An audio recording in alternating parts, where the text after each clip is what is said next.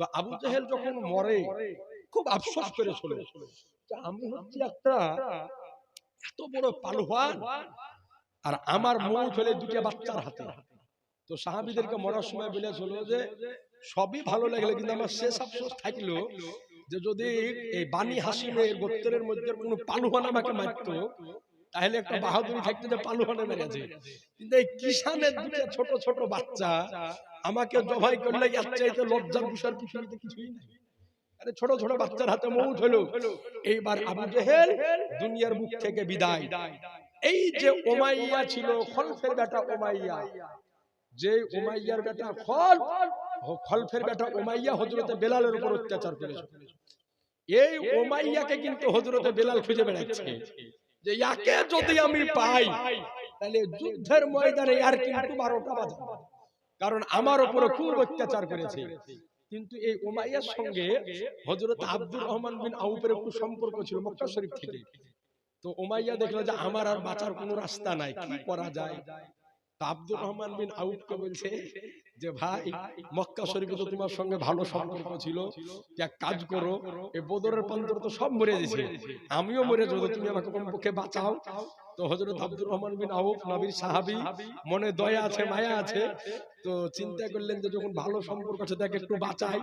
সাহাবী রাসূলরা এই উমাইয়াকে কিন্তু পেছন থেকে তাড়া করেছে।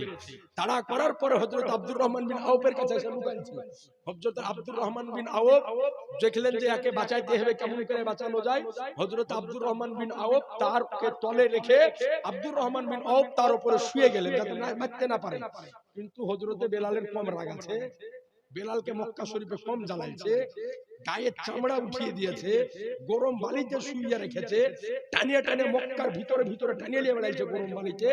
হযরতে বেলাল একটা তলোয়ার নিয়ে এসে তলে পড়ে আছে ওই উমাইয়ার উপরে আব্দুর রহমান বিন আউফ, তোয়াল দেওয়ার বগলের নিচে আপনার তলোয়ার ভরে যখন এই জোরে বলেন না সুবহানাল্লাহ। এবার উমাইয়া বিদায়, উতবা সাইবা বিদায়, সব যখন বিদায় হয়ে কমপ্লিট, আর বাকি যারা ছিল এদের মধ্যে যারা যুদ্ধের ময়দানে ছিল তাদেরকে নবী সাহাবীরা গ্রেফতার করতে আরম্ভ করলো। যে যুদ্ধের ফলাফল এসে দাঁড়ালো যে এই যুদ্ধে 70 জন কাফেরকে জবাই করা হয়েছিল। কয়জন? 70 জন। আর 70 জন কাফেরকে বন্দী বানানো হয়েছিল। আর নবীর 14 জন সাহাবী শাহাদাত বরণ করেছে। 14 জন সাহাবী এই যুদ্ধে শাহাদাত বরণ করেছিলেন। তো নবী সাহাবায়ে কেরাম যারা শাহাদাত বরণ করেছিলেন তাদের জন্য নবী আমার জান্নাতের গ্যারান্টি ঘোষণা দিয়ে দিলেন যে যারা বেঁচে রইল তারাও জান্নাতি, যারা শহীদ হলো তারাও জান্নাতি। তো এইবার আপনার যুদ্ধ কমপ্লিট হওয়ার পরে যে গনিমতের মাল পাওয়া যায়, মাগ বিলি বন্টন হতেছে। তো হঠাৎ একজন সাহাবী বলছেন, ইয়া রাসূলুল্লাহ, যুদ্ধের ময়দানে যখন ছিলাম তো আমাদের কানে আওয়াজ আসতেছিল আকদিমু হাইজুম আকদিমু হাইজুম আকদিমু হাইজুম, হাইজুম আগে বাড়ো, হাইজুম আগে বাড়ো, হাইজুম আগে বাড়ো। তো নবী আমার বলেন যে সাহাবা, হাইজুম তার নাম জানো? বলে ইয়া রাসূলুল্লাহ কে? বলে হাইজুম হলো জিবরিল আমিনের ঘোড়ার নাম। জোরে বলেন না। অর্থাৎ নবী আমার বললেন যে বদরের প্রান্তরে স্বয়ং জিবরিল আমিন নিজের ঘোড়ার উপরে সওয়ার হয়ে যুদ্ধে শামিল হয়েছিলেন। এ আজিজান মুহতারাম, তো কাফেররা মক্কা শরীফ ছেড়ে বাকিরা সব পালিয়ে গেল। এই যুদ্ধে কিন্তু আবু লাহাব আসতে পারেন, নবীর চাচা যে আবু লাহাব খবিশ, ই কিন্তু আসতে পারেন, অসুস্থ হয়ে পড়েছিল। যে আবু লাহাবের মৌতটা কেমন করে হলো বলে দিয়ে আপনাদেরকে শুনালেন যে আবু লাহাব কি করে মরল। আবু লাহাব তো মক্কা শরীফে পড়ে আছে আর চিন্তা করছে যে আমাদের দলবল গেলছে মদিনা শরীফে যুদ্ধ করতে, ও খুশির খবর শোনার জন্য আসা আছে। মনে হয় যে সংবাদ পাবো যে নবী সাহাবীদেরকে হারিয়ে দিয়ে চলে এলো, পরাজয় করে দিয়ে চলে এলো। কিন্তু যেমনই আবু লাহাব এমনিতে অসুস্থ, আর যেমনই শুনলো যে আবু জেহেল মারা গেছে, উতবা মারা গেছে, সাইবা মারা গেছে, আরো নবী বড় বড় কুফারে কুরাইশ যারা ছিল সব মারা গেছে, এমনি তো অসুখ ছিল, আরো ভিতরে কাঁপুনি আরম্ভ হয়ে গেল। কাঁপুনি হওয়া যাওয়ার পরে শরীরে এক রকমের পচন আরম্ভ হলো। পচন, এক রকমের পচন ধরে নিল, শরীরের গোশত পচতে আরম্ভ করে দিল জীবিত অবস্থায়। কারণ নবীর সঙ্গে যে বেয়াদবি করবে সারা পৃথিবী ক্ষমা করে দিল আল্লাহ পাক। এইবার আপনার শরীরে পচন ধরার পরে এমন দুর্গন্ধ আরম্ভ হলো যে ওর কাছে আর কেউ ভিড়তে পারে না, কেউ থাকতে পারে না। ওই অবস্থাতে মারা গেল। ওর লাশকে কি করা হলো? তো ওর লাশকে এই যেমন কুকুর মরে গেলে আপনার লাঠি দিয়ে উল্টে উল্টে নিয়ে যায় না মানুষ, এই রকম ওর বেটারা দূরে থেকে বড় বড় লড়ি দিয়ে লাঠি দিয়ে উল্টাইতে উল্টাইতে নিয়ে যায়। যেমন ঢালাও মাটি দেওয়া হয় ওই রকম আপনার ফেলে দেওয়ার পরে দূরে থেকে পাথর চাপিয়ে চাপিয়ে এই আবুল আহাব মালাউনকে দাফন করা হয়েছে। কথা বুঝতে পারলেন? তো নাবির সঙ্গে যে বেয়াদবি করবে আর অবস্থা ঠিক থাকবে না। তো এইবার আপনার এই যে 70 জন কাফেরকে বন্দী বানানো হলো, বানানোর পরে নবী আমার এক জায়গাতে রাখলেন না, সাহাবায়ে কেরামদের মধ্যে বিলি বন্টন করে দিলেন। যে একজন সাহাবীকে বললেন যে তুমি 2 জনকে নিয়ে যাও, আর একজন সাহাবীকে বললেন তুমি 2 জনকে নিয়ে যাও, তুমি 4 জনকে নিয়ে যাও। বন্দী হয়েছে, কিন্তু নবীর ব্যবহার যেরকম এরকম ব্যবহার কারো হবে, নবীর আচরণ, নবীর আখলাক সবচাইতে উত্তম আখলাক। তো নবী আমার ভাগ করে দিলেন। এবার বেশি দিন তো রাখা যাবে না। তো নবীর নিয়ম ছিল যে যে যুদ্ধে জয়লাভ করতেন, তো যুদ্ধের ময়দান নবী আমার যুদ্ধের পরে 3 দিন থাকতেন। কয়দিন? 3 দিন থাকতেন। যতগুলি যুদ্ধ করেছিলেন সব যুদ্ধে জয়লাভ করেছিলেন। তো প্রত্যেকটা যুদ্ধে নবী আমার 3 দিন করে থাকতেন, যুদ্ধ শেষ করার পর ওই যুদ্ধের ময়দানে। তো এইবার 3 দিন আপনার বদরের প্রান্তরে আছেন।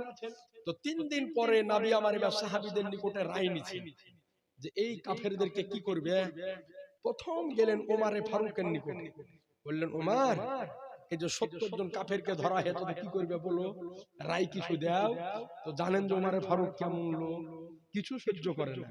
তো বলছেন ইয়া রাসূলুল্লাহ, এই যে রোজা ফরজ হয়েছে আর এই হাতিয়ার ছিল না, এর সাথে মোকাবিলা করতে খুব কষ্ট হয়েছে। আপনি এক কাজ করেন, নিজ নিজ আত্মীয়র হাতে ছুরা ধরিয়ে দেন, নিজ নিজ আত্মীয়তে নিজ নিজ আত্মীয়কে খাসি জবাই করে জবাই করবে। জোরে বলবেন না? বললেন তো জবাই করবে। আজিজানা মুহতারাম, ওমরে ফারুক সম্পর্কে বলা হয় যে ওমরে ফারুক ওই ব্যক্তি, তিনি যে রাস্তা দিয়ে হাঁটতেন ওই রাস্তায় 40 দিন শয়তান উঠত। তো ওমরে ফারুক যখন মদিনা শরীফে খেলাফতে রয়েছে, তে আজাদিল শয়তানেরা বলছে যে হ্যাঁ রে, এই ওমরের লাগি আমরা মদিনাতে ঢুকতে পারছি না কেউ। তাদের কোহে কাব যে পাহাড় আছে, কোকাব পাহাড়, এই পাহাড়ের উপরে আজাদিল শয়তান একটা মিটিং ডাকলো, যে কাজ করতো আমাদের বেটা বিটি যা আছে সবকে ডাক। কিতাবে লেখা আছে যে শয়তানের বিটিরা সাবালিকা হয় 1500 বছর বয়সে। ক বছর বয়সে? ওদের বিটি গেলা সাবালিকা হয় 1500 বছর বয়সে, আর বেটা গেলা সাবালক হয় কমপক্ষে 2 থেকে 2.5 বছর, 200 থেকে 250 বছর বয়সে। কথা বুঝতে পারলেন? এই রকম বয়সেরা সাবালিকা হয়। তো ওরা মিটিং ডাকলো, বললেন যত আমাদের ছোট বড় যা আছে সবকে ডাক কোকাব পাহাড়ে। কোকাব পাহাড়ের উপর মিটিং বসলো। আজাজিল যে নেতা, ও ডাক দেওয়ার পরে বলছে দেখ, এই ওমরের লাগে আমরা মদিনা শরীফে ঢুকতে পারছি না, কালকে সকালবেলায় মদিনা ঘেরবো আর ওমরকে মার্ডার করে মদিনার মসনদ আমরা দখল করব। বলে যার যা হাতিয়ার আছে একেবারে তলোয়ার, হাতিয়ার, ফরসা, বল্লম, তীর, ধনুক সব হাজির কর। সব হাজির করা হলো। সকাল বেলাতে মদিনা চারিদিকে সঙ্গপঙ্গতে ঘেরাও করেছে, আর আজাজিল কিন্তু মদিনাতে ঢুকে গিয়েছে। আর ওই রাস্তাতে সকাল বেলাতে ফজরের নামাজ পড়ে ওমরে ফারুক আসছে। ওমরে ফারুক ডাকিয়ে দেয়, বলে কে রে? এই আজাজিল তুই এখানে? তার মানে তো কিতাব বলে যে আজাজিলকে বাম হাতে ধরেছিলেন, এত জোরে চালিয়েছিলেন 6500 কিলোমিটার দূরে গিয়ে পড়েছিল। জোরে বলেন না? বাম হাত দিয়ে ধরে চালাচ্ছিলেন, তো একই চালানাতে 6500 কিলোমিটার দূরে। যেমন দেখলো যে আমাদের মালিকের হাল হে সঙ্গপঙ্গ থাকবে, ওরা বলছে তাড়াতাড়ি মদিনা ছেড়ে পালা, আর রিহাই নাই। তো ওই ওমরে ফারুক রাদিয়াল্লাহু আনহু এইরকম ব্যক্তি ছিলেন যে তিনার নাম শুনে শয়তান 40 দিন রাস্তা চলতে, এত ভয় করতে আজাজিল শয়তান। তোমার ফারুক বললেন ইয়া রাসূলুল্লাহ করেন যে যাতে করে জবাই করে দেওয়া হয়। তো নবী চিন্তা করলেন, রাসূলুল্লাহ চিন্তা করলেন যে উমারের মাথায় একটু গরম আছে। আবু বকরের কাছে গেলেন, বললেন আবু বকর তোমার কি রায় বলো? তো বললেন ইয়া রাসূলুল্লাহ আপনি একটা ফিদিয়ার ব্যবস্থা করে দেন। কেমন? যে যে পর্যায়ের ব্যক্তি আছে, কোটিপতি আছে, বড় লোক আছে, মধ্যবিত্ত আছে, গরিব আছে, তো যে যে পর্যায়ের ব্যক্তি সে সেরকম একটা করে টাকা দিয়ে রিহাই নিয়ে মক্কা শরীফ বিদায় হয়ে চলে যেত। আর যারা একেবারে টাকা দিতে পারবে না তারা আনসারীদের 10 জন করে বাচ্চাকে লেখাপড়া শিখাবে। এটা আবু বকর ফায়সালা দিলেন। নরম মনের মানুষ ছিলেন আবু বকর সিদ্দিক রাদিয়াল্লাহু আনহু। তো নবী বললেন যে আবু বকরের রায়টাকে নবী আমার কবুল করলেন। সুবহানাল্লাহ। কবুল করে নেওয়ার পরে এবার আমার রাসূলে কায়নাত সাল্লাল্লাহু আলাইহি সাল্লাম কাফেরদের নিকটে ঘোষণা দিয়ে দিলেন যে তোমরা দাও রিহাই নিয়ে মক্কা শরীফ চলে যাও। তো নবীর চাচা আব্বাস কে নবী বললেন যে চাচা আমার বিরুদ্ধে যুদ্ধ করতে এসেছিলে মক্কা শরীফ, হারিয়ে গেছো, পরাজয় হয়ে গিয়েছো, তো টাকা দিয়ে বিদায় নিয়ে যাও, মক্কা শরীফ বিদায় চলে যাও। তো বললেন যে ভাতিজা মক্কা থেকে যুদ্ধ করতে এসেছিলাম, টাকা পয়সা কিছু আনিনি, কি করে টাকা পয়সা দিব, কিছু নাই কাছে। তো নবী আমার বলেন যে চাচা মিথ্যা কথা বলিও না, মিথ্যা কথা বলা মহাপাপ। বলে চাচা যখন মক্কা থেকে মদিনাতে যুদ্ধে আসো নির্জন রাত্রিকালে আমার চাচি উম্মুল ফদলকে সঙ্গে করে নিয়ে বাড়ির আঙিনাকে খনন করে যে সোনা পুঁতে রেখেছে, সোনা কোথায় গেল? নবী আছেন মদিনায়, সংবাদ দিচ্ছেন মক্কা থেকে মদিনা কমবে 400 কিলোমিটারের পথ। এই আজিজানে মুহতারাম সঙ্গে সঙ্গে নবীর চাচা আব্বাস বলে ইয়া রাসূলুল্লাহ নির্জন রাত্রিকালে আমার বিবিকে সঙ্গে করে নিয়ে বাড়ির আঙিনাকে খনন করে যেই সোনা পুঁতে রেখেছিলাম এই সম্পর্কে আমি আর আমার বিবি ছাড়া পৃথিবীর কেউ জানতো না। আপনি যখন বাদ দিয়ে দিলেন আমার বিশ্বাস হয়ে গেল আপনি হলেন আল্লাহর সচ্চা নবী। তাই এই জায়গাতে দাঁড়িয়ে আপনার হাতে হাত দিয়ে কালেমা পড়ে ইসলাম কবুল করে নিলেন। ইসলাম কবুল করে নিলেন। তো নবীর এই অদৃশ্য সংবাদকে দেখে হযরতে আব্বাস রাদিয়াল্লাহু আনহু ইসলাম কবুল করে নিলেন। নবী মুস্তাফা মক্কা শরীফে দাঁড়িয়ে মদিনা শরীফের সংবাদকে দিয়েছেন, মদিনা শরীফে দাঁড়িয়ে মক্কা শরীফের সংবাদ দিয়েছেন। নবী মুস্তাফা জমিনে দাঁড়িয়ে আসমানের উপরের সংবাদ দিয়েছেন। নবী মুস্তাফা জমিনে দাঁড়িয়ে গ্রহ নক্ষত্রের সংবাদ দিয়েছেন। নবী মুস্তাফা জমিনে দাঁড়িয়ে জান্নাত জাহান্নামের সংবাদ দিয়েছেন। নবী মুস্তাফা জমিনে দাঁড়িয়ে আরশে ইলাহির সংবাদ দিয়েছেন। নবী মুস্তাফা জমিনে দাঁড়িয়ে সিদরাতুল মুনতাহার সংবাদ দিয়েছেন। নবী মুস্তাফা জমিনে দাঁড়িয়ে আরশ ফারশের সংবাদ দিয়েছেন। নবী মুস্তাফা জমিনে দাঁড়িয়ে সপ্তম আকাশের খবর দিয়েছেন। নবী মুস্তাফা জমিনে দাঁড়িয়ে সপ্তম জমিনের খবর দিয়েছেন। নবী মুস্তাফা জমিনে দাঁড়িয়ে স্বয়ং খোদার খবর দিয়েছেন, স্বয়ং খোদার সংবাদ দিয়েছেন। আচ্ছা বলেন আমরা সকলেই শুনেছি আল্লাহ আছে, কেউ দর্শন করেছি? কেউ দেখেনি। কিন্তু নবী কার নাম? নবী আমার বলেন রাআইতু রাব্বি মাররাতাইনি ওয়া মাররাতান বিল ফুয়াদ ওয়া মাররাতান বিল বাসার। নবী আমার বলেন আমি আল্লাহকে 2 বার দর্শন করেছি। নবী বলেন যে আমি আল্লাহকে 2 বার দর্শন করেছি। একবার দেখেছি অন্তরের দৃষ্টি দ্বারা আর একবার দেখেছি বাহ্যিক দৃষ্টি দ্বারা। এরপরে নবী আমার বলেন যে আল্লাহকে কেমন দেখেছি? নবী আমার বলেন রাআইতু রাব্বি ফি আহসানি সূরাতিন, আমি আল্লাহকে উত্তম সূরতে দর্শন করেছি। সুবহানাল্লাহ বলেন না। মেরাজের রাত্রে নবী আমার আল্লাহকে দর্শন করেছেন। কত দূর থেকে? তো কিতাব বলে একটা ধনুককে বেঁকানোর পরে 2 মাথার যতটা দূরত্ব থাকে এত দূর থেকে নবী আমার আল্লাহকে দেখেছেন, আল্লাহ আমার নবীকে দেখেছেন। একটু জোরে বলেন না। তো বলেন মুসলমান এ নবী মুস্তাফা আমার যেমন এই সংবাদ দিয়ে দেওয়া সঙ্গে সঙ্গে আব্বাস ইসলাম কবুল করে নিল আর তিনি ওইখান থেকে মক্কা শরীফ ফেরত চলে গেলেন। এবার নবী আমার 3 দিন ওই জায়গাতে মুকিম অবস্থায় থেকে নবী আমার আবার মদিনা শরীফে ফেরত আসলেন। বলেন সুবহানাল্লাহ। এ আজিজার মুহতারাম, তো এই জঙ্গে বদরের শেষ ফায়সালা হয়েছিল যে সাহাবায়ে কেরাম 313 জন 1000 কাফেরকে পরাজয় করে আপনার ইসলামের সবচাইতে বড় যুদ্ধ, প্রথম যুদ্ধে জয়লাভ এনেছিলেন। কারণ কিতাব বলে যে সাহাবায়ে কেরাম যুদ্ধের ময়দানে যখন অবতরণ করতেন তো তিনাদের ভরসা হাতিয়ার হতো না, বরং আল্লাহ, আল্লাহ রাসূল হতো। সুবহানাল্লাহ বলেন না? আল্লাহ ও আল্লাহ রাসূল হতো। আমরা সকলেই জানি আমাদের এই ভারতবর্ষে খাজা মঈনুদ্দিন চিশতি ইসলামের দাওয়াত নিয়ে এসেছে। খাজা পাক রাদিয়াল্লাহু আনহু এই ভারতে আসার পূর্বে একজন বিরাট বড় বাদশা ছিলেন, নাম শাহাবুদ্দিন। কিতাব বলে, ইতিহাস সাক্ষী দেয় যে খাজা পাকের পূর্বে একজন বাদশা ছিলেন, নাম হচ্ছে শাহাবুদ্দিন। এই শাহাবুদ্দিন পৃথ্বীরাজ চৌহানের সঙ্গে যুদ্ধে পেরেছিল না, পরাজয় হয়ে ফেরত আসতেছিল। আর ওই সময়তে খাজা মঈনুদ্দিন চিশতি রাদিয়াল্লাহু আনহু আপনার দিল্লি থেকে রাজস্থানের জঙ্গলের পত্তাই করতেছিলেন, জঙ্গল দিয়ে চলতেছিলেন।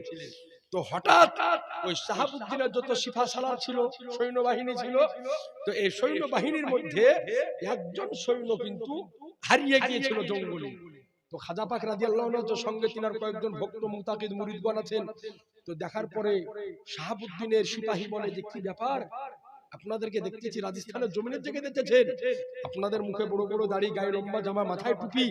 বলে, শুনেন, ওই জায়গাতে আপনারা যায়েন না, কারণ ওই জায়গাতে যে বাদশা আছে খুব জালেম বাদশা, আপনাদেরকে বেইজ্জতি করবে, মারা ধরা করবে, বেইজ্জতি করে আপনাদেরকে এলাকা ছাড়া করে দিবে। তো বলে, কেন? বলে, কারণ হলো এটাই যে আমার বাদশা শাহাবুদ্দিন এত বড় বাদশা, সে তো জয়লাভ করতে পারেনি, তা আপনার দ্বারা তো সম্ভব হবে না।